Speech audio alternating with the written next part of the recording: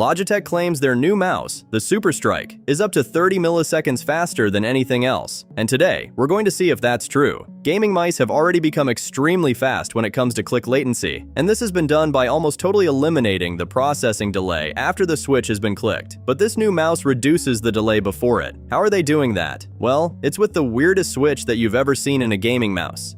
In fact, there are no switches inside this thing at all. Instead, you've got an inductive coil and a haptic motor. The coil is able to sense how far you are pressing down the trigger, and from that, it's able to generate an analog signal, similar to what we now have on keyboards. And just like those, for the first time ever on a gaming mouse, you can adjust the actuation point. So here you have 10 different levels, level 1 being the most sensitive, and level 10 right at the bottom. It's not the exact same technology, it's not Hall effect, but it does achieve the same thing. I'd say a normal switch depth is roughly around level 6, so with any settings above that, you're essentially removing the pre-travel delay compared to a normal mouse. Level 1 is almost no input at all. Level 2 is a lot more usable, but still a very early actuation, and then you've got like level 3, 4, 5. There's still going to be a lot earlier than a normal mouse switch, but just a little bit more dead zone. You can probably see where this is going. You want to be using the highest actuation point that you can, while avoiding misclicks or avoiding having to grip your mouse differently, exactly the same as you would with a keyboard. And then we've got the haptic motor, one underneath each trigger, simulating that physical click feel as you hit that actuation point.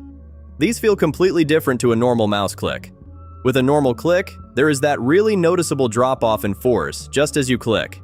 That tension is released, and not only can you feel the click sensation, but you can feel it release.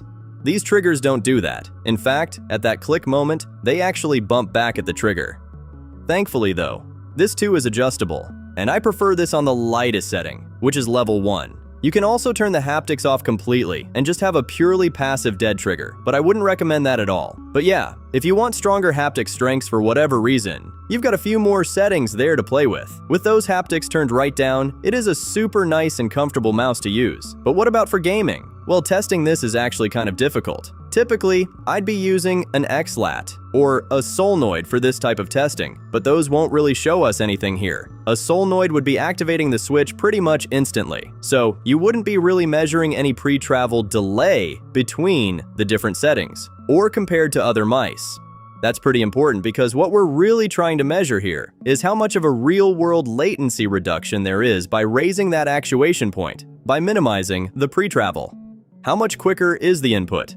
So I've gone as bro science as possible for this one, literally just resting my finger on the trigger like I normally would, pressing at a normal force, and then measuring that time delay between the trigger starting to move and then a flash on the monitor. I've got a 720 Hz monitor, 50/90 setup, and a high-speed camera that costs the same as a decent car. I know with a lot of latency and peripheral testing, the goal is to eliminate every variable except for the one that you're testing. But I personally think that there is still a lot of value in testing in a way that's closest to how things are being used. And we do see some pretty interesting stuff. Here's what level 1 looks like. As you can see, it actuates extremely early. And yeah, it does feel like that. After taking 40 samples, we get an average of just below 10 milliseconds, which is actually absurdly quick considering that is the entire end-to-end latency chain plus the movement delay of the trigger. And then here's level 10, the deepest actuation setting that you can set the Superstrike to. The difference is night and day, and in these tests, it's a 35 millisecond difference. This shows us just how much pre-travel actually contributes to real-world latency. And these aren't just numbers. Doing these tests, feeling the clicks, and seeing the flash on the monitor, level 1 feels like it's clicking telepathically, and level 10 feels like the mouse is broken. But how does this compare to a normal gaming mouse? Well, how about the fastest one that I've tested? This is the Endgame Gear OP18K.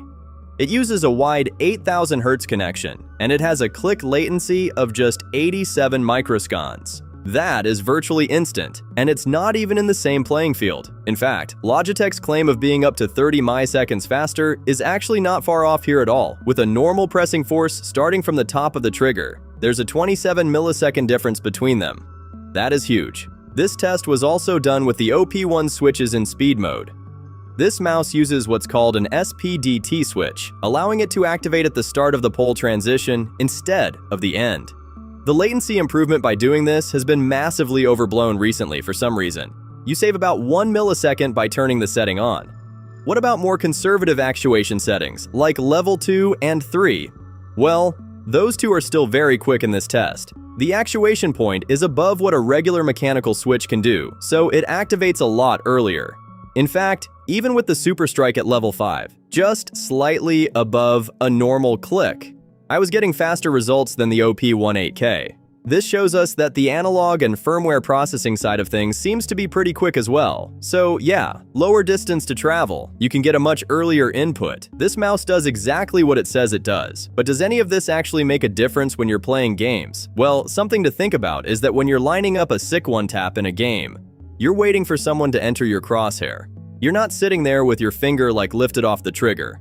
I would argue that you're actually already primed and pre-tense, naturally closing some of that pre-travel anyway on a regular mouse. As the enemy approaches the crosshair, you time that click perfectly. I mean, it's not like we're all out here missing our shots by 30 milliseconds or having to click 30 milliseconds early. If you use any mouse for more than a day, you can be pretty well calibrated and in tune with where that actuation point is. So for me, I can't say that I was hitting shots on this mouse that I wouldn't have already hit on a normal mouse. In fact, it was quite the opposite, especially at the start. You know, level 1, 2, and even setting 3 on the actuation. I was mistiming and misclicking my shots. I had to play with my index finger a lot more relaxed and passive even when anticipating a shot, and that didn't feel great. The sweet spot for me on the Superstrike was honestly around like level 4 or 5. At that point, I could play confidently again, properly grip the mouse, not worry about misclicking, and it still felt a little bit shorter than a regular switch, which was nice. I went back more than a few times trying those higher actuation settings, but I just couldn't make them work for the way that I want to grip a mouse. Everyone's experience will vary differently, you know, on this mouse. People use different grips, different clicking pressures, and so people will like it. People will be able to use different actuation settings and just find something that works for them. It's important to take personal experiences like mine with a grain of salt for that very reason. And you know, I have my own preferences when it comes to gaming mice as well. I prefer the really lightweight stuff because tracking-based games is what I enjoy the most. With all of that in mind, I would still say that if you are a Grow X enjoyer, if you have the first Grow X or any of the Superlights, this is definitely an upgrade. Even with the actuation point set to level 4, with the haptics turned all the way down to like level 1, the clicks and the triggers here feel better than any Superite that I've tried. But just remember, your clicks aren't literally going to be 30 milliseconds faster than everyone else's in the lobby. If you're a competent player who can already hit one taps and click timing scenarios, I can't say this will change much for you, other than giving you a shorter pre-travel switch and just a different feeling switch in general. Even if you can get an improved score in a reaction time test, there's basically no point in any game where an enemy will just suddenly appear in your crosshairs and you have to click and react as fast as possible. Almost always, there is plenty of lead time. I also think this is very different to an analog keyboard switch. With keyboard switches, there was so much room for improvement because the switch travel was so huge. The micro switches in mice, on the other hand, already have relatively short pre-travel. If we were coming from like a 4mm mouse switch, then I think the benefit here would be absolutely massive and I'd be telling everyone to buy one. But the usable improvement is not huge. Also, while rapid trigger on keyboards has been one of the craziest things in peripherals ever, here on a mouse, it basically just allows you to spam click faster.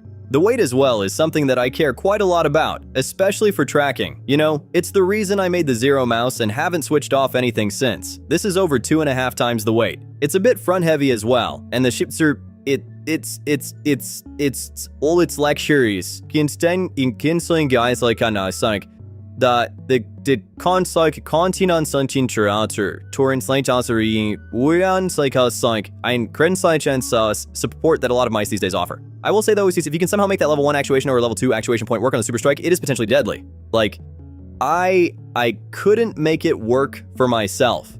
I have to, you know, relax my index fingers, play a lot more passively, which I just don't like. There's too much inhibition when I play with this mouse with those really high actuation settings. I want to play confidently. I want to be able to grip my mouse and anticipate where that pre-travel is. Maybe you could say it's a skill issue. I don't know, but those are just my honest impressions. I also think it is just generally extremely cool what Logitech have done here. The implementation side of things, how this all goes together with the software, how simple it is. It is all working flawlessly. This also got me thinking about pre-travel and click force and all of that stuff in a completely different light. Aside from the Zero mouse, this has been the most interested that I've been in testing a gaming mouse in a very long time.